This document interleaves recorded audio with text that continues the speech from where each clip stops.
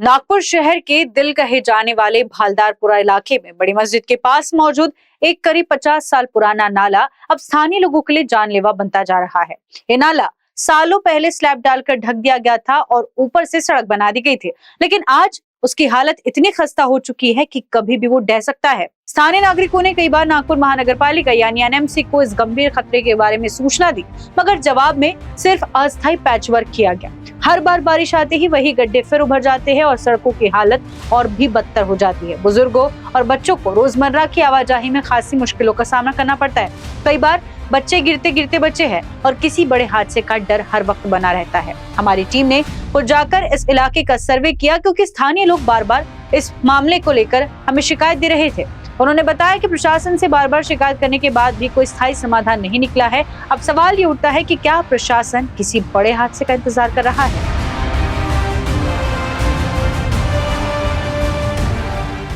भारत देश का दिल, संतरा नगरी नागपुर विकसनशील शहर है और स्मार्ट सिटी बनने के लिए अग्रसर है। यहाँ पर आप बहुत सी पॉश एरियाज देखते हैं, बहुत बड़ी बड़ी कंपनीज देख रहे हैं, करोड़ों का यहाँ पे इन्वेस्टमेंट आ रहा है।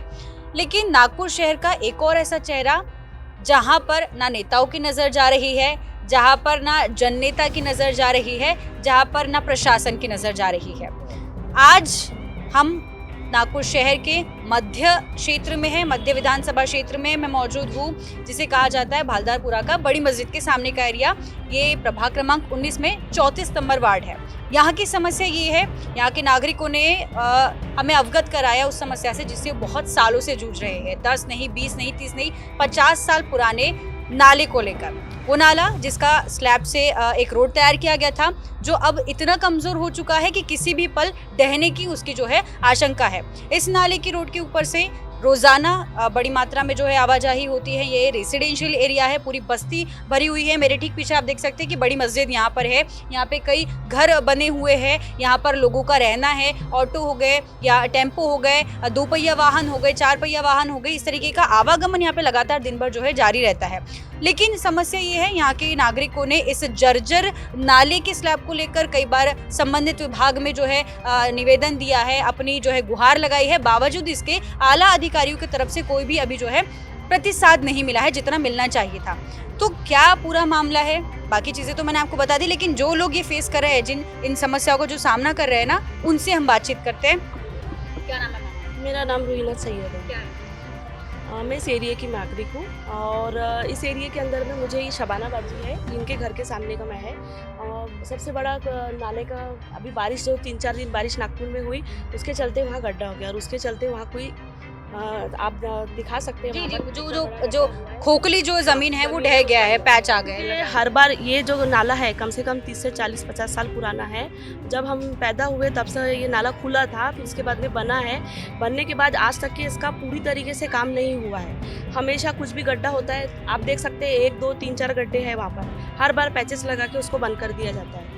मेरा ये डिमांड है कि अभी इस बार जो है इस नाले के ऊपर ध्यान दिया जाए, क्योंकि हम हर बार पैच लगा देते हैं और पैच लगा के उसको करके हट जाते हैं, लेकिन हम टेम्पररी रिजॉल्व करके चले जाते हैं। हमने प्रशासन को यानी हमने एनएमसी को निवेदन दिया है, उनको बताया है कि इस तरीके का काम करना है, तो वो पैच लगाने की बात करते हैं। पैच हमको लगाना नहीं है। इस नाले का जो काम है वो पूरी तरीके से होना चाहिए और तोड़कर इसको जिस तरीके से भी है अच्छे तरीके से बनाना चाहिए, बनाने का काम होना चाहिए, जिसमें हमारे पूरे एरिया के लोग जो है उनको एनएमसी को पूरा फुल सपोर्ट करेंगे। एनएमसी के अधिकारियों से मेरी निवेदन है कि वो इस काम को जल्द से जल्द देखें, नहीं तो आने वाले समय में जिस तरीके से नागपुर की बारिश हो रही है, ऑल ओवर महाराष्ट्र में जिस तरीके से बारिश हो रही है, बारिश के चलते पर बड़ा हादसा हो सकता है। क्योंकि एक तो यहाँ पे ज़्यादातर ऑटो चालक है, तो वो अपने ऑटो यहीं से लेके जाते हैं, यहीं पे ऑटो लगाते हैं और आना जाना करते हैं। सब्जी वाले, ठेले वाले, 4 पहिया 2 पहिया वाहन जो है वो सुबह शाम यहाँ चलते रहते हैं। ये हमारे एरिया के शबाना बाजी है। शबाना जी, आप कितने सालों से यहाँ पर हैं? मैं 45 ईयर्स हो गए। इसके पहले मम्मी, नानी सब लोग यहीं के रहवासी है और मोर देन 15 ईयर्स, 100 साल पुराने लोग यहाँ पर। लोग यहाँ पर 100 साल पुराने लोग भी हैं। और हमारी सबसे बड़ी समस्या है कि घर के बिल्कुल सामने में बड़ा सा हिस्सा उसका ढह गया है, तो छोटे बच्चों को देखना पड़ता है। जो गिरे बच्चे इसमें कुछ अनहोनी हुई है? अभी तो हमने उसको कवर करके रखा है तो अनहोनी से बचे हैं, लेकिन कितना कवर कर सकते हैं। बारिश ऐसी होती है और बदबू, मच्छर, बीमारियां का प्रकोप फैल रहा है, तो हम चाहते हैं कि जल्दी से जल्दी इसका पुख्ता काम हो जाए। ये नागपुर शहर का मध्य का नागपुर का सबसे बड़ा एरिया है। हाँ, पड़ता है, सेंटर एरिया है और ये पूरा ही नाला ये हो गया है। बदबू आप खुद ही देख सकते हो मैडम, आप कि किस तरीके से बदबू चल रही है। आप खड़े रह पा रहे कि इतनी देर उसको जाके हमने खोले तब जाके आप देख 10-5 मिनट भी अपन खड़े नहीं रह सकते हैं, है ना। तो हम लोग रिक्वेस्ट है कि काम जल्दी से जल्दी शुरू हो जाए करके। प्रशासन के एनएमसी की तरफ से कोई भी रुकावट ना हो, हम लोग पूरा है ना? कोऑपरेट करेंगे। तो अभी तो हमने यहाँ के जो नागरिक है उनसे जान लिया कि किस प्रकार से वो जो है इस समस्या से जूझ रहे हैं। वाकई बदबू इतनी है यहाँ दुर्गंध में कि खड़े रहना मुश्किल है यहाँ पे। ये लोग कैसे दिन रात यहाँ पर रह रहे हैं ये सोचना ही बड़ा मुश्किल लग रहा है मुझे। जावेद काजी जी यहाँ पे जो है एक सामाजिक कार्यकर्ता के रूप में काम कर रहे हैं। जावेद जी, ये मुद्दे पर आप क्या कहना चाहेंगे? ये हम आपको दिखा भी देते कि किस प्रकार से जो यहाँ पे गड्ढा हुआ हुआ है और इन लोगों ने कवर करके रखा है। ये इस तरीके से है, यहाँ पर खड़े रह पाना भी बहुत ज़्यादा मुश्किल है। ये एक पूरा हिस्सा यहाँ पे ढह चुका है। इसके बाद में एक ही गली में जो है वॉकिंग डिस्टेंस में 3 पैचेस लगातार यहाँ पे गिरे हुए, 3 जगह खड्डे पड़े और बड़े काफ़ी पड़े कि रात में यदि कोई बड़ा बुजुर्ग भी है, बारिश है तेज़, तो यहाँ पे गाड़ियाँ भी गिर सकती है, बच्चे भी गिर सकते हैं और बड़े बुजुर्गों का भी चल पाना मुझे तो यहाँ मुश्किल नज़र आ रहा है। जावेद जी, कितने बार इस मामले को लेकर आपने संबंधित विभाग में एनएमसी में जो है निवेदन दिया? जोन 6 आता है, गांधीबाग जोन में गणेश राठौर साहब है, उनको मैंने इसकी सूचना दिया था और 17 तारीख को उनको मैंने मैसेज भी करके बताया था कि यहाँ पे कुछ हिस्सा जो है गिर गया है और कोई बड़ी दुर्घटना हो सकती है। तो उन्होंने कहा मुझे कि जल्द से जल्द काम शुरुआत करेंगे, लेकिन अभी तक के कोई रिप्लाई नहीं मिला। गांधीबाग जोन से अभी तक के कोई रिप्लाई नहीं मिला। ये एक और पैच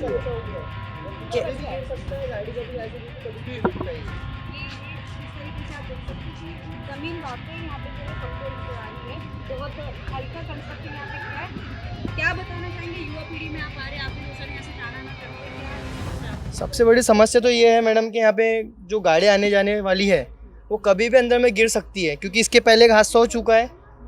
तो एक ट्रैक्टर था यहाँ पे जो ट्रैली भरा हुआ आया था, वो अंदर घुस चुका था और वो कैसे भी करके उसको निकाले। बट ये जो है यहाँ सामने में देखिए, घर में बच्चे रहते हैं, ये घर में बच्चे रहते हैं, यहाँ से रोज इनका आना ही आना होता है।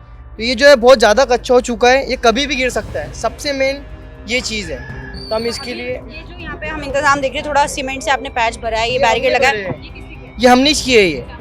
ये पूरा बैरिकेड मैंने लेकर आया हूँ, हमारे भाई लोग, बड़े भाई लोग इन्होंने लेकर आए सब। ये हमने पूरा इसको कवर किए और यहाँ से बोले कि गाड़ी साइड से लेके जाइए। लोग रोज बोलना पड़ रहा है हमें लोगों को कि ऐसे कोई नुकसान ना हो किसी को। हम अभी आप लोगों की डिमांड क्या है? हमें जल्द से जल्द इसका बस काम हो जाए, काम शुरू करें। लेकिन पैचअप में काम नहीं होना, हमें पूरा पुख्ता काम चाहिए। क्योंकि पैचअप आज से 5 साल 6 साल हर साल में बन रहा है, थोड़ा थोड़ा बनते जा रहा, फिर टूटते जा रहा। लेकिन हमें पैचअप में काम नहीं चाहिए, हमें पूरा टेम्पररी नहीं चाहिए, परमानेंट चाहिए।